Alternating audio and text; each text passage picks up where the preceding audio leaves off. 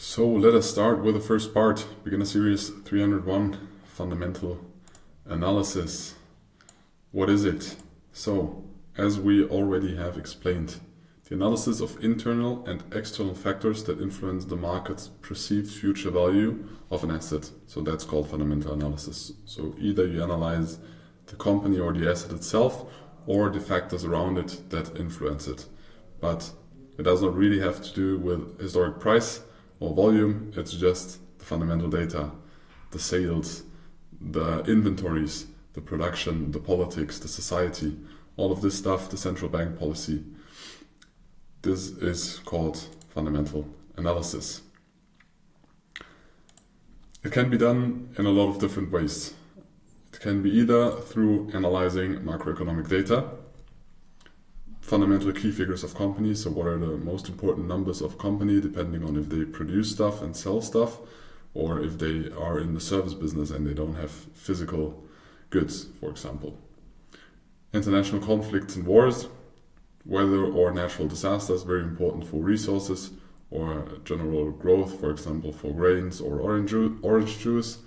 The overall market sentiment or political elections like we have right now. I think tomorrow there are the elections in the US. They have a very big impact on the markets and everybody is watching them and most market participants are making financial decisions based on the outcome of that political election.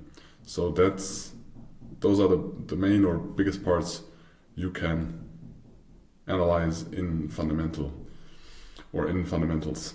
We will introduce you to the basics of the numbers. We will explain them very shortly and give you an understanding what information is out there and that you have a basic information how the information is created and how you can implement it in your analysis. But in the trading styles we teach you, the fundamentals have an impact and can have an impact, but the impact is very low, but still it's important to know because you're going to prepare for your trades, and even in intraday trading you need to prepare for the events and you should have a basic understanding of that.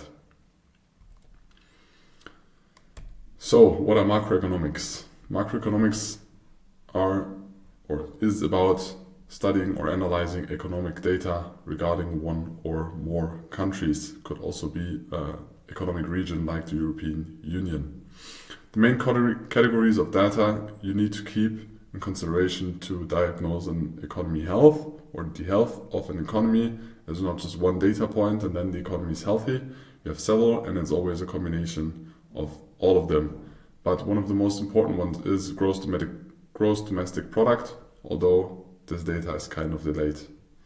It's not anticipating future development, it's delayed. It shows you what happens in the past, but it's still a very important number. Then you have inflation, you have the labor market, you have business and consumer sentiment because those are the participants in the market, and you have monetary policies by politics or central banks.